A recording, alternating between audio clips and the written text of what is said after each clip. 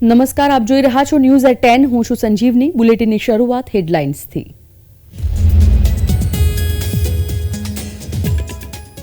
ઝારખંડમાં આજે ચંપાઈ સોરેનની અગ્નિ પરીક્ષા. હૈદરાબાદથી પરત ફર્યા ધારાસભ્યો.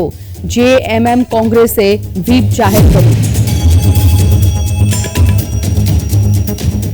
કાશ્મીરથી ઉત્તરાખંડ સુધી ભારે હિમવર્ષાની સામાન્ય જનજીવનને અસર. દિલ્હી, પંજાબ અને હરિયાણામાં કમોસમી વરસાદથી ખેડૂતો ચિંતિત.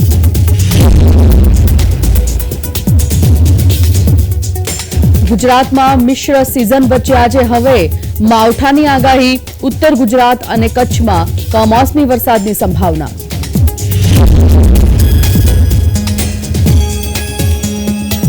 ભારત ઇંગ્લેન્ડ વચ્ચેની બીજી ટેસ્ટ મેચમાં ભારતની જીત માટે 9 વિકેટની જરૂર. બીજી તરફ ઇંગ્લેન્ડ 332થી વધુ રન બનાવવા આજે ઉતરશે.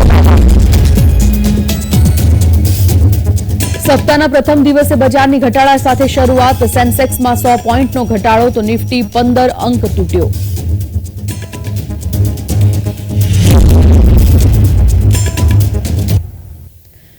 વિસ્તારથી સમાચારમાં સૌથી પહેલા વાત. ઝારખંડના મુખ્યમંત્રી ચંપાઈ સોરેન આજે વિધાનસભામાં મહાગઠબંધન સરકાર માટે બહુમત મેળવશે. 2 દિવસના આ સત્રમાં પ્રથમ દિવસે રાજ્યપાલનું ભાષણ યોજાશે. તે બાદ વિધાનસભાની પ્રક્રિયા અને કાર્ય સંચાલનના નિયમ 139 હેઠળ મુખ્યમંત્રી ચંપાઈ સોરેન મંત્રી પરિષદમાં વિશ્વાસનો પ્રસ્તાવ મૂકશે. આ પ્રસ્તાવ પર પક્ષ અને વિપક્ષમાં ચર્ચા થશે. વાદ વિવાદ બાદ મતદાન કરવામાં આવશે. સત્તા પક્ષના 36 ધારાસભ્ય હૈદરાબાદમાં 3 દિવસનો કેમ્પ જાહેર કર્યા બાદ રવિવાર સાંજે પ્રાઇવેટ વિમાનમાં રાંચી પરત ફર્યા છે. તમામ રાંચીમાં એક સાથે સર્કિટ હાઉસમાં રોકાયા હતા અને સવારે એક સાથે જ વિધાનસભામાં પહોંચશે. મુખ્યમંત્રી ચંપાઈ સોરેન દાવો કર્યો કે મહાગઠબંધનને 2019માં જનતાએ બહુમત આપ્યો હતો. મહાગઠબંધન પાસે બહુમત છે. पता नहीं क्या बता रहे हैं। अंदर क्या होगा, आप लोग भी अंदर रहिएगा, आप लोग देखिएगा क्या होगा। अब देखिएगा, मेरा कहना आप लोग देखिएगा ना, अंदर ही रहिएगा, अंदर बाहर सब क्या होगा देखिएगा। नंबर में ना मतलब कुछ कोई दिक्कत नहीं होगी।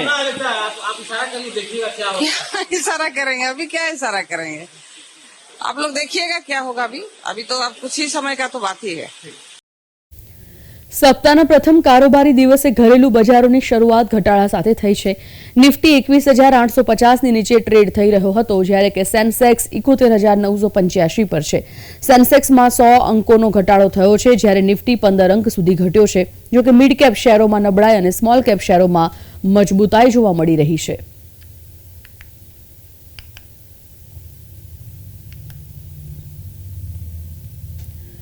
ભારત અને ઇંગ્લેન્ડ વચ્ચે રમાઈ રહેલી બીજી ટેસ્ટનો આજે ચોથો દિવસ છે. ત્રીજા દિવસની સમાપ્તિ સુધી 399 રનના ટાર્ગેટને ચેસ કરવા ઉતરેલી ઇંગ્લેન્ડની ટીમે 1 વિકેટ ગુમાવીને 67 રન બનાવી લીધા હતા. પ્રથમ વિકેટ ગુમાવ્યા બાદ ઇંગ્લેન્ડની ટીમે રેહાન અહેમદને બેટિંગ કરવા ત્રીજા નંબરે મોકલ્યો હતો અને તે વિકેટ બચાવવામાં સફળ પણ રહ્યો હતો. ભારતીય ટીમ બીજી ઇનિંગમાં 255ના સ્કોર પર સમેટાઈ ગઈ હતી. બંને ઇનિંગમાં બેટિંગ કર્યા બાદ ભારતે ઇંગ્લેન્ડને 399 રનનો ટાર્ગેટ આપ્યો હતો. આજે ભારતીય ટીમ ઇંગ્લેન્ડને ઓલ આઉટ કરીને ટેસ્ટ મેચ પર કબજો કરવા માટે મેદાને ઉતરી છે.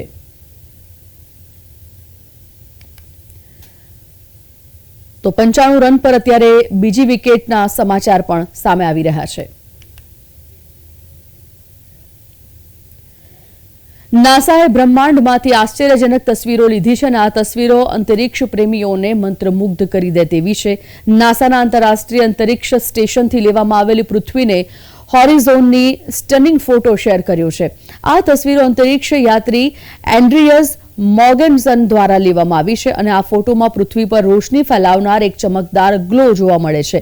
નાસાના મતે જ્યારે સૂર્યનો પ્રકાશ પૃથ્વીના વાયુમંડળની અંદર પરમાણુઓ અને અણુઓના સંપર્કમાં આવે છે ત્યારે વાયુમંડળમાં ચમક સર્જાય છે.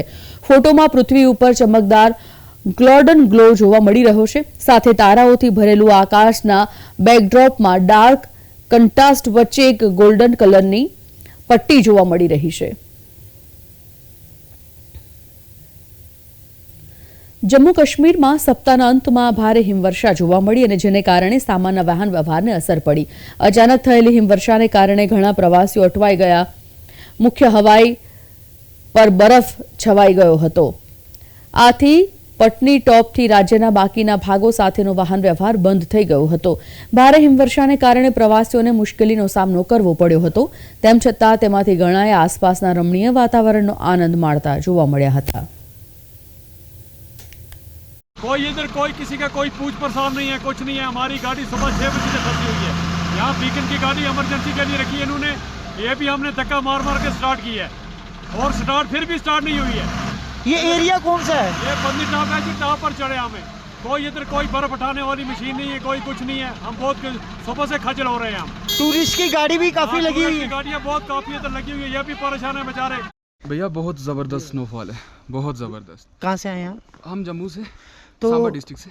तो क्या पहली बार ऐसा स्नोफॉल देखे हैं आपने? हम 3-4 बार पहले भी आए हैं सर्दियों में, जैन में ही, लेकिन ऐसा स्नोफॉल नहीं देखा कभी. तो क्या मज़ा आ रहा है? बहुत ज़्यादा. तो गाड़ी चलाने में क्या दिक्कत आ रही है? गाड़ी की दिक्कत है थोड़ी, क्योंकि बर्फ़ जमा हुआ है रोड पे, लेकिन फिर भी उसके अलावा भी बहुत मज़ा आ रहा है.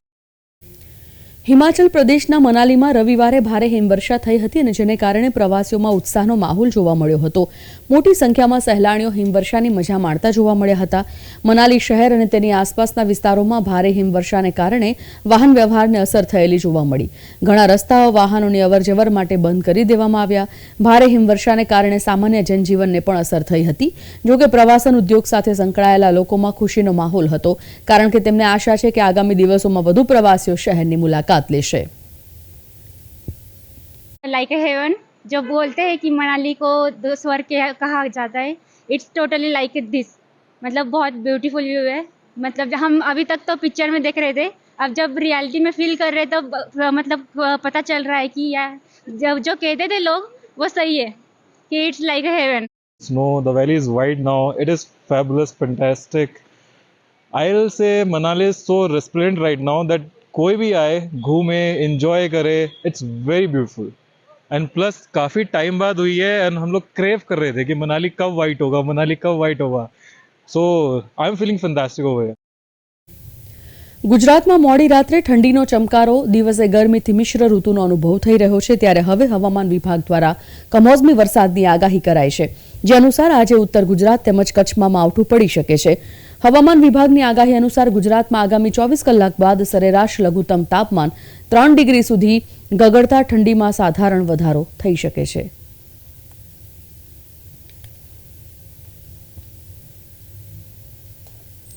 મુખ્યમંત્રી ભૂપેન્દ્ર પટેલ રવિવારે MS યુનિવર્સિટીના 72મા પદવીદાન સમારોહમાં હાજર રહ્યા હતા. અહીં તેમણે જણાવ્યું હતું કે નવી શિક્ષણ નીતિના અમલીકરણથી ભારતની જ્ઞાનની ગૌરવપૂર્ણ પરંપરાનું પુનરુત્થાન થયું છે.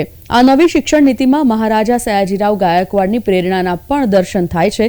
તેમણે ઉમેર્યું કે નવી રાષ્ટ્રીય શિક્ષણ નીતિમાં માતૃભાષાની શિક્ષણની હિમાયત કરવામાં આવી છે. દેશમાં હવે ઉચ્ચ શિક્ષણમાં પણ માતૃભાષામાં અભ્યાસ કરાવવામાં આવી રહ્યો છે. માતૃભાષા હોય કે શોધ સંશોધન, ભારતીય સભ્યતા અને સંસ્કૃતિ જ્ઞાન કેન્દ્રિત રહી છે. અમદાવાદ કેન્સર ફાઉન્ડેશન દ્વારા સાયલેન્ટ વોરિયર એવોર્ડ સમારંભનું આયોજન રવિવારે AMA ખાતે કરવામાં આવ્યું હતું અને આ કાર્યક્રમમાં ગુજરાતના ગૃહ રાજ્યમંત્રી હર્ષ સંઘવી તેમજ પૂર્વ ગૃહ રાજ્યમંત્રી પ્રદીપસિંહ જાડેજા ઉપસ્થિત રહ્યા હતા. તેઓના હસ્તે કેન્સર વોરિયર એવોર્ડ એનાયત કરાયા હતા. અમદાવાદ કેન્સર ફાઉન્ડેશન દ્વારા કેન્સરગ્રસ્ત દર્દીની સારવાર દરમિયાન તેમના સારથી તરીકે કાર્યરત રહેલ પરિવારજનોને સાયલેન્ટ વોરિયર એવોર્ડ્સથી સન્માનિત કરવા સમગ્ર આયોજન કરવામાં આવ્યું હતું.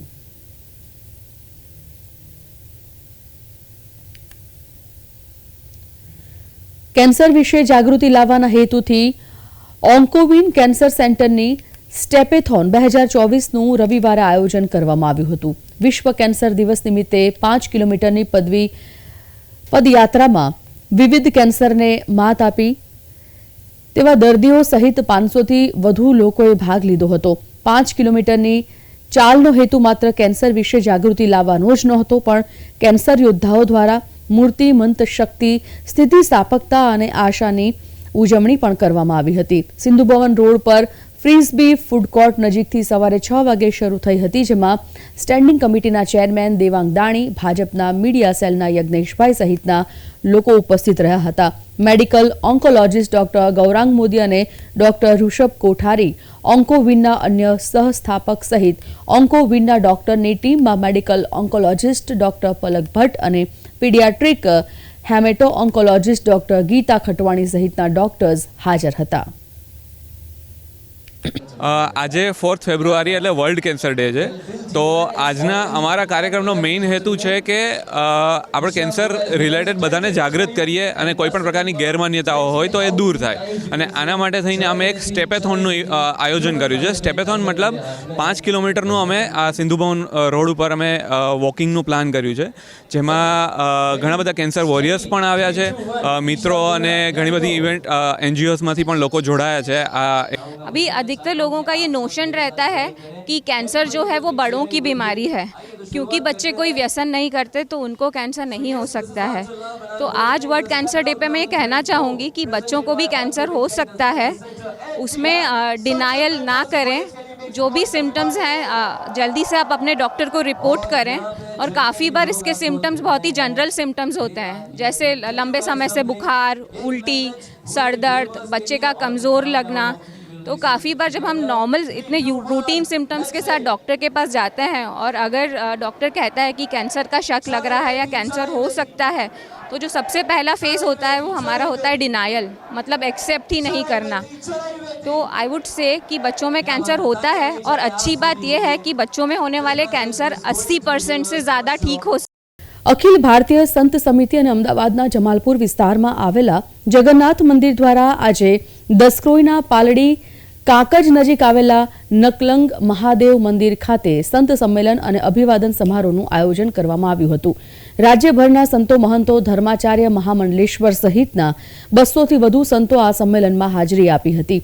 અખિલ ભારતીય સંત સમિતિના રાષ્ટ્રીય મહામંત્રી દંડી સ્વામી જીતેન્દ્રાનંદ મહારાજે સંત સંમેલનમાં નિવેદન આપ્યું હતું કે અમે સંતોએ નિર્ણય કર્યો છે કે ગુજરાતમાં વર્ષો જૂના બંધ મંદિરોનો જીર્ણોદ્ધાર કરી પૂજા ફરી શરૂ કરવામાં આવશે.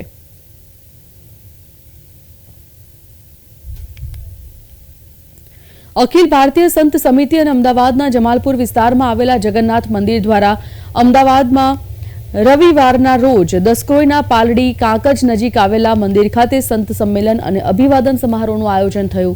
રાજ્યભરના સંતો, મહંતો, ધર્માચાર્ય, મહામંડલેશ્વર સહિતના 200થી વધુ સંતો આ સંમેલનમાં હાજરી આપી હતી.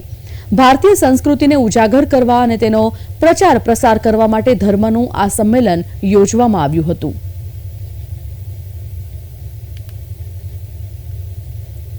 રાજ્યના સામાજિક ન્યાય અને અધિકારિતા મંત્રી ભાનુબેન બાબરિયાના અધ્યક્ષ સ્થાને રવિવારે પડધરીમાં દિવ્યાંગજનો માટે સાધના વિતરણ કાર્યક્રમ યોજાયો હતો, જેમાં મંત્રીના હસ્તે દિવ્યાંગોને સાધન સહાય આપવામાં આવી હતી. આ સાથે મંત્રી ભાનુબહેને દિવ્યાંગોને લાગણીસભર શબ્દોથી હિંમત આપી પોતાની વિશિષ્ટ ક્ષમતાઓને ઉજાગર કરવાના પ્રેરિત કર્યા હતા. આ તકે મંત્રીના હસ્તે કેમ્પ માટે દિવ્યાંગોના સર્વેથી લઈને સાધન સહાય વિતરણ સુધીની જાહેરાત ઉઠાવનાર વિવિધ વિભાગોના કર્મચારીઓનું પ્રમાણપત્ર આપીને સન્માન કરવામાં આવ્યું હતું.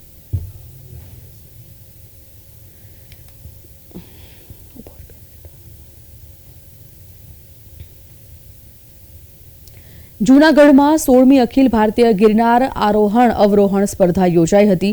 દેશભરમાંથી ઉમટેલા સ્પર્ધકોએ ફૂલ ગુલાબી ઠંડીમાં ગરવા ગિરનારને આંબવા દોટ મૂકી હતી. જૂનાગઢના અગ્રણીઓએ ફ્લેગ ઓફ કરી સ્પર્ધાનો શુભારંભ કરાવ્યો. 16મી અખિલ ભારતીય ગિરનાર આરોહણ અવરોહણ સ્પર્ધાનો જૂનાગઢના અગ્રણીઓએ ફ્લેગ ઓફ કરી શુભારંભ કરાવ્યો હતો. ગુજરાત સહિત દેશભરમાંથી ઉમટી પડેલા સ્પર્ધકોએ ગરવા ગિરનારને આંબવા વહેલી સવારે ફૂલ ગુલાબી ઠંડીમાં દોટ મૂકી હતી. નાયબ વન સંરક્ષક સહિતના ઉચ્ચ અધિકારીઓ પણ ઉપસ્થિત રહ્યા હતા. હરિયાણા, રાજસ્થાન, બિહાર, ઉત્તર પ્રદેશ સહિતના રાજ્યોમાંથી પધારેલા સ્પર્ધકો સિનિયર જુનિયર કેટેગરીમાં કુલ 506 સ્પર્ધકોએ ભાગ લીધો હતો. હરિયાણાથી આવેલા સ્પર્ધકોએ પોતાના હરિયાણી ગીત ગાઈને ગિરનાર આરોહણ અવરોહણ સ્પર્ધામાં ભાગ લેવાનો અનોખી રીતે આનંદ ઉત્સાહ વ્યક્ત કર્યો હતો. મધ્યપ્રદેશથી આવેલ એક સ્પર્ધક કહે છે કે આવનાર વર્ષે ફરી આવીશું અને મેડલ લઈને જઈશું તેવો વિશ્વાસ વ્યક્ત કર્યો હતો. મધ્યપ્રદેશના ઇન્દોરથી 10 સ્પર્ધકોનું એક જૂથ ગિરનાર આરોહણ અવરોહણ સ્પર્ધામાં ભાગ લેવા માટે આવ્યું હતું. તેમણે ખૂબ ઉત્સાહ અને જોમજુસ્સા સાથે ગિરનાર સર કરવા દોડ લગાવી હતી. મધ્યપ્રદેશના ઇન્દોરથી આવેલ સ્પર્ધક ભૂમિકા દરબાર જણાવે છે કે ગિરનાર સ્પર્ધાના 4 દિવસ પૂર્વે જૂનાગઢ આવી ચૂક્યા હતા. અહીં ખૂબ યાદગાર અનુભવ રહ્યા છે. મેડિકલ, ભોજન, રહેવા સહિતની સુવિધાઓ ખૂબ સારી છે. હવે આવનાર વર્ષે થનાર ગિરનાર સ્પર્ધામાં ફરી આવીશું અને મેડલ રેન્ક લઈને જઈશું તેવી પણ ઈચ્છા વ્યક્ત કરી હતી. મોટી સંખ્યામાં સ્પર્ધકોએ ભાગ લઈને આ સ્પર્ધાને વધુ લોકભાગ્ય બનાવી રહ્યા છે. હવે આ સ્પર્ધા ફક્ત જૂનાગઢ કે ગુજરાત પૂરતી નહીં પરંતુ દેશભરમાં પ્રસિદ્ધ થઈ ચૂકી છે. બ્યુરો રિપોર્ટ, પ્રવેગ ટીવી. બુલેટ ટ્રેનનું કામ કરતી આઈટી એજન્સી દ્વારા ગણદેવી તાલુકાના નાંદરખા ગામે અસરગ્રસ્ત ખેડૂતોને થયેલ નુકસાનના વળતરને લઈને ખેડૂતો ફરી એકવાર આંદોલનના માર્ગે ઉતર્યા છે. ત્યારે વાંસદા ચીખલીના ધારાસભ્ય અનંત પટેલ પણ તેમના સમર્થનમાં આવ્યા છે. વડાપ્રધાન નરેન્દ્ર મોદીના ડ્રીમ પ્રોજેક્ટમાંનો એક પ્રોજેક્ટ એટલે બુલેટ ટ્રેન પ્રોજેક્ટ, જેનું કામ નવસારી જિલ્લામાં પૂરજોશમાં ચાલી રહ્યું છે. ત્યારે આ પ્રોજેક્ટનું કામ કરતી એજન્સી L&T દ્વારા અસરગ્રસ્ત ખેડૂતોને થયેલ નુકસાનનું વળતર ખેડૂતોને એક સમાન આપવાનું હોય છે, પરંતુ એજન્સી દ્વારા એક સમાન વળતર ચૂકવવામાં નહીં આવતા ખેડૂતો આંદોલનના માર્ગે ઉતર્યા છે. અમે સમાધાન પણ L&T સાથે ખેડૂતોનું કરાવ્યું હતું, પરંતુ સમાધાન કર્યાના 2 વર્ષ બાદ પણ કોઈપણ જાતનું એમને વળતરની રકમ ન મળી હતી, ફળાઉ ઝાડોની રકમ ન મળી હતી, ત્યાં માટી ખોદાણ જે ગેરકાયદેસર કરવામાં આવેલું એની વળતરની રકમ ન મળી હતી. એના માટે ફરી એકવાર અમે ધરણા પ્રદર્શન માટે કંપનીની બહાર બેઠા હતા, પરંતુ ત્યાં પરવાનગી ન મળવાને કારણે પોલીસ અધિકારીઓ દ્વારા અમને ત્યાંથી મામલતદાર કચેરીએ મોકલતા મામલતદાર કચેરીએ 2-3 કલાકની રાહ જોયા બાદ અધિકારીઓ જે L&T કંપનીને આવીને અમને આશ્વાસન આપવામાં આવ્યું છે કે જેને પણ ઓછા પૈસા મળ્યા છે વળતરના એને પૂરા પૈસા ચૂકવીશું અને સોમવારે એના વળતરની પૂરેપૂરી માહિતી ખેડૂતો પાસે લઈને અમે એમને ફરી એકવાર વળતર ચૂકવવા માટેની માંગણી કરીશું. જો અમારી માંગણી ન સ્વીકારવામાં આવે તો આવનારા દિવસમાં ફરી પાછા અમે મામલતદાર કચેરીએ કે કલેક્ટર કચેરીએ ખેડૂતો સાથે બધા જ જઈને અમે હંગામો કરીશું અને અમારા ખેડૂતોને જે વળતર નથી મળ્યું એના માટેની માંગણી કરીશું. ખેડૂતોના આંદોલનમાં વાંસદા ચીખલીના કોંગ્રેસી ધારાસભ્ય અનંત પટેલે પણ સમર્થન આપ્યું છે. ખેડૂતો L&T એજન્સીના બુલેટ ટ્રેનના નાંદરખા ખાતે આવેલ ગેટ પાસે ધરણા યોજવા પહોંચ્યા હતા, પરંતુ પોલીસે પરવાનગી ન હોવાનું જણાવતા અસરગ્રસ્ત ખેડૂતો અને ધારાસભ્ય અનંત પટેલ ગણદેવી મામલતદાર કચેરી ખાતે પહોંચી મામલતદારને રજૂઆત કરી હતી. નાંદરખાના ખેડૂતો L&T કંપની જે કામ કરી રહેલી છે એમને જે વળતર બાબતમાં પ્રશ્ન હતો એ સંદર્ભે અહીંયા રજૂઆત કરવા માટે આવ્યા હતા અને કંપનીના અધિકારી પણ આવ્યા હતા. એમણે રજૂઆતો સાંભળી અને જે કંઈ રજૂઆત ડિટેલ હોય તે સોમવારે રજૂ કરવા જણાવેલું છે અને કંપનીના અધિકારીઓ એ અરજી સ્વીકારવા માટે આવશે. ધારાસભ્ય અને અસરગ્રસ્ત ખેડૂતોએ મામલતદાર સમક્ષ આ અંગે યોગ્ય નિરાકરણ લાવવા રજૂઆત કરી હતી. આ સાથે જ સોમવારે ફરીવાર વળતર અંગે બેઠક કરવાનું જણાવ્યું હતું. બ્યુરો રિપોર્ટ, પ્રવેગ ન્યૂઝ. ગ્રેટર વોશિંગ્ટન વિસ્તારમાં ભારતીય મૂળના લોકોએ 22મી જાન્યુઆરીના રોજ અયોધ્યામાં રામલલ્લાના પ્રાણ પ્રતિષ્ઠા સમારોહ ઉજવણી કરવા માટે વોશિંગ્ટન ડીસીના મેરીલેન્ડ ઉપનગર ગ્રેથસબર્ગની સરકારી હાઈસ્કૂલમાં એક કાર્યક્રમનું આયોજન કર્યું હતું. વિશ્વ હિન્દુ પરિષદ ઓફ અમેરિકાએ આ કાર્યક્રમનું આયોજન કર્યું હતું, જેમાં વોશિંગ્ટન ડીસી, મેરીલેન્ડ અને વર્જિનિયાના 1000થી વધુ ભક્તોએ હાજરી આપી હતી. Today we have gathered about 1,000 people celebrating the reconstruction of Sri Ram Bhagwan's grand temple in Ayodhya. We are all fortunate to witness this day. Thanks to 500 plus years of patience and 20 plus generations of perseverance that this temple, not only temple, our identity has come to fruition. कि ये जो राम मंदिर बना 500 साल के बाद में पुनर्निर्माण हुआ, उसका सभी भारतीयों के ऊपर, सभी हिंदुओं के ऊपर, सभी सनातनी धर्म में विश्वास रखने वाले हर व्यक्ति के ऊपर अत्यंत आत्मविश्वास बढ़ाने वाला परिणाम हुआ है. અયોધ્યામાં રામલલ્લા 500 વર્ષ બાદ પોતાના નિજ ધામમાં પરત ફર્યા છે, ત્યારે દેશની સાથે સાથે વિદેશોમાં પણ ઉજવણીની ધૂમ જોવા મળી રહી છે. અમેરિકામાં ઉજવણીમાં 5 કલાકના લાંબા કાર્યક્રમમાં 4 થી 17 વર્ષની વયના 61 બાળકોએ 1 કલાકનું રામાયણનું નાટક રજૂ કર્યું હતું. आज आप देख सकते हैं हमारे पीछे बच्चे हैं, एक्साइटेड हैं. हम लोग राम राज्य के वापस आने की खुशी में ये सारे सेलिब्रेशंस कर रहे हैं. I have seen that kids when they go to different birthday parties या घर पे भी मिलते हैं, they reenact these, they are reliving those characters, and I think that's the most important thing. आप उनको कितना भी श्री राम भगवान के बारे में पढ़ा दीजिए कि मर्यादा पुरुषोत्तम है, सर्वशक्तिमान है, ठीक है, उन्हें कुछ चीज़ें याद रहेंगी, but when they relive these moments, when they enact these moments, it has ingrained into their brain. और यही हमारा उद्देश्य है, यही हमारा मकसद है कि बच्चे हमारी रिच इंडियन कल्चर को, हिस्ट्री को किसी और तरीके से, एक बहुत एंटरटेनिंग तरीके से इस चीज़ को आगे सीखें. કર્ણાટકના લગભગ 21 ભારતીય અમેરિકન સ્વયંસેવકોએ રામ મંદિરની 16 ફૂટ ઊંચી અને 25 ફૂટ લાંબી 3D પ્રતિકૃતિ તૈયાર કરી હતી અને એક વિદ્યાર્થીએ 3D પ્રિન્ટિંગ દ્વારા રામ મંદિરની પ્રતિકૃતિ બનાવી હતી. I contacted my teammates who are all very excited about the project. Around 20 people assembled within 3 weekends. We did this amazing job, and I actually did the graphic design by collecting photos from Sri Ram Mandir actually, and some of the photos from New Jersey, Akshardham. So from there also I got so many pictures. Those I assembled. And we printed and made different layers so that we can have a 3D effect. આ event 21 જાન્યુઆરીએ યોજાવાની હતી, પરંતુ હિમવર્ષાને કારણે તેને મોકૂફ રાખવી પડી હતી. ત્યારબાદ ભારે હિમવર્ષાને કારણે તમામ સરકારી શાળાઓ બંધ કરી દેવામાં આવી હતી. ત્યારબાદ આ કાર્યક્રમ શનિવારના રોજ ઉજવવામાં આવ્યો હતો. ગુવાહાટીના આઈઆઈટીના સંશોધક સત્યમે પાણીની સ્વચ્છતા પર દેખરેખ રાખવા માટે એક મશીન બનાવ્યું છે. સમાચારના અંતમાં જોઈએ આ વિશે મશીનની વિશેષતાઓ શું છે. આઈઆઈટી ગુવાહાટી ખાતે બાયોસાયન્સ અને બાયોએન્જિનિયરિંગ વિભાગમાં પીએચડી વિદ્યાર્થી સત્યમે પાણીની સ્વચ્છતા પર દેખરેખ રાખવા માટે એક મશીન બનાવ્યું છે. સસ્તી કિંમતનું મશીન ઇન્ટરનેટ ઓફ થિંગ્સ સાથે જોડાયેલ છે. આ મશીન માટે તેમણે આઈઆઈટી દિલ્હી ખાતે આયોજિત પ્રખ્યાત વિશ્વકર્મા એવોર્ડ 2023માં વોટર અને સેનિટેશન શ્રેણીમાં બેસ્ટ પ્રોડક્ટ ડિઝાઇન એવોર્ડ જીત્યો છે. This device consists of 6 critical water sensors, some of which are a GPS sensor, TDS, turbidity, dissolved oxygen, temperature and pressure sensor. So this device can be used in wastewater treatment plant, municipal setting, and to monitor river water like Ganga, which is a very relied upon river in the UP belt. અસરકારક અને વાપરવા માટે અનુકૂળ design એ આ મશીનની વિશેષતા છે. તે ખાસ કરીને ઓછા સંસાધનો ધરાવતા સ્થળો માટે યોગ્ય છે.